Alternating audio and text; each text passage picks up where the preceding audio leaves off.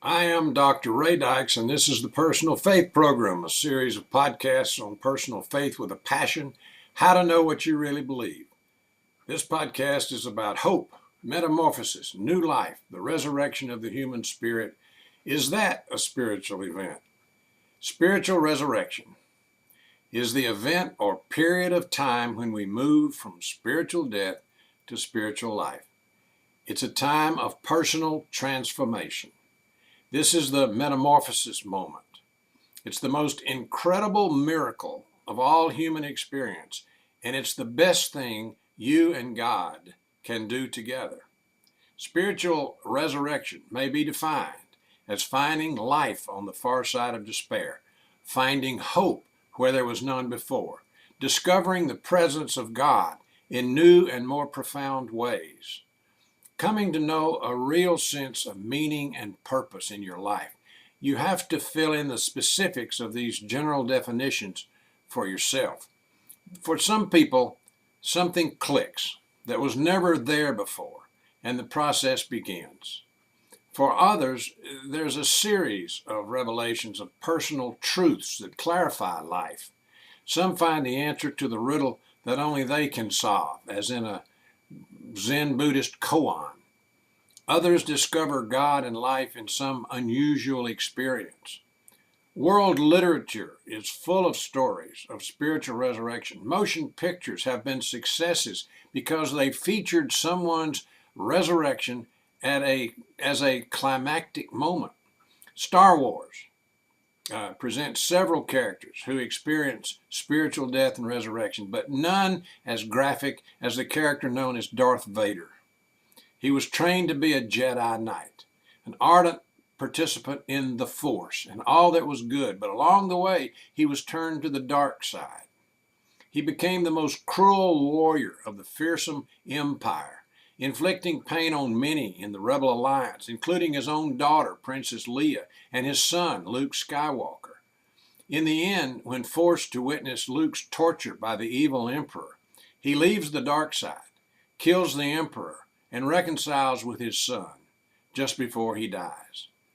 The pivotal event of the Hebrew Bible is the escape of the Israelites from Egypt under the leadership of Moses, the torturous time in the various wildernesses of the Sinai Peninsula, and eventual entrance into the Promised Land, which is spiritual death and resurrection theme again. The nation of Israel is depicted as the spiritual adolescent in slavery in Egypt, followed by the spiritual young adult in confusion and despair in the wilderness. Crossing the Jordan and entering and conquering the Promised Land is symbolic of attaining mature spiritual adulthood and new life in partnership with God. The central point of the New Testament is the spiritual death and spiritual resurrection of Jesus. This we discussed in a previous podcast. The essence of Jesus is not found in his birth, his baptism, his temptations, his transfiguration, his teachings, his miracles, his physical death, or his physical resurrection. That could all go away. What will never go away is that Jesus is God's great universal symbol of the universal fact of spiritual death and the universal hope of spiritual resurrection. One of the common themes of this oft-repeated story of spiritual death and resurrection is that life is radically different than before. However, they lived happily ever after only happens in fairy tales. Spiritual life is not a continuous matter, though it is forever. There are times when the great metamorphosis is forgotten and becomes irrelevant. But when memory returns, new life returns. A leading Pharisee named Nicodemus came to see Jesus one night and said to him, "Rabbi, it's obvious you're a teacher who has come from God. You couldn't have done the things you've been doing unless you experienced the presence of God." Jesus answered him, "I'm telling you the truth when I tell you that no one can experience the kingdom of God without experiencing spiritual birth." Nicodemus said to him, "How can a grown person be birthed a second time? You can't crawl back into your mother's womb and be born again." Jesus answered, "That's very true, but no one can experience the kingdom of God who has not experienced being claimed by God and who has not experienced spiritual birth. Physical birth is physical birth, and spiritual birth is spiritual resurrection. You look a little amazed that I said you have to experience spiritual birth. God's breath of life is self-directed, and you don't control where it goes or to whom it goes. So anyone who experiences spiritual birth cannot claim credit for it. It seems that Nicodemus began to understand that he needed to acknowledge that he was accepted by God. It is amazing that this knowledge given to him by Jesus quickly pointed toward the wisdom of Jesus' words, namely that spiritual death comes as people touch God and as God touches people in as many ways as people understand the nature of God. You can see this idea working in the lowly caterpillar. The caterpillar labors long and hard to make a cocoon around itself and finally closes the door. Inside the protective environment, miraculous changes take place. What was fuzzy becomes gossamer wings. What was plain becomes spectacular. And then the time comes to break out. It's a hard struggle, a painful process. Breaking out of the cocoon is fraught with the fear that you may not make it. And indeed, some don't. Some die trying. Some quit and die without trying. But the victorious new creature works hard, building up muscles. It cracks the hard surface and fights to emerge. If a human tries to help a caterpillar, or now a butterfly, break out, the butterfly may never fly because it needs the struggle to prepare itself for the life outside the cocoon. When it emerges, it spreads its wings and begins a life it has never known before, but a life that it has always hoped for. I had died trying to be perfect, morally and ethically perfect. I realized I was getting nowhere, but that was my goal. That was the meaning and purpose of life to me. Then one day I said to myself, I really don't feel good about life. In fact, I'm miserable. I'm not enjoying life. There's no joy in Mudville. And so I quit. I resigned from the human race, convinced that God didn't love me, that God just watched me to catch me when I did wrong. I said, if that's God, there is no God. At that point, I blew that God off. There I was, a little Baptist boy at Mississippi College, deader than doornails spiritually, and reading Jean-Paul Sartre. I was majoring in French literature. I was reading L'Être et le Néant, Being and Nothingness, in French, a 700-page tome by Sartre. Sartre was an atheist, communist, humanist, existentialist Frenchman, but Sartre wrote the words that are to me the very essence of Christian theology. Life begins on the far side of despair. Sartre became a Catholic before he died.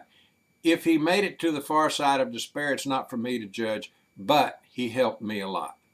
While I was in the depths of hell, wishing I could get out, I had a vision of a spark of the love of God for me.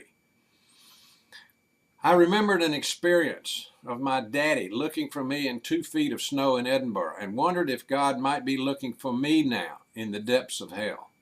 I began to think that there may be a loving God who doesn't watch everything I do, who doesn't zap me with lightning when I do something rather innocent, but who accepts me as an imperfect human being and loves me unconditionally. I began clawing my way toward that hope of a concept of God. That was the beginning of my spiritual resurrection. The first day of my new life, I walked out of Cressman Hall, my college dormitory, and actually paid attention to another human being for the first time in my adult life. That was significant because up till then, I had only paid attention to myself in my quest for moral perfection. And because I believed previously that life here and now was not important compared to life in heaven, I'd paid attention to the future but not to the present. I began learning how to concentrate on life in the here and now. I began learning the importance of paying attention to other people. I became a great deal less self-conscious doing that, and my life stress level dropped dramatically. I started having fun.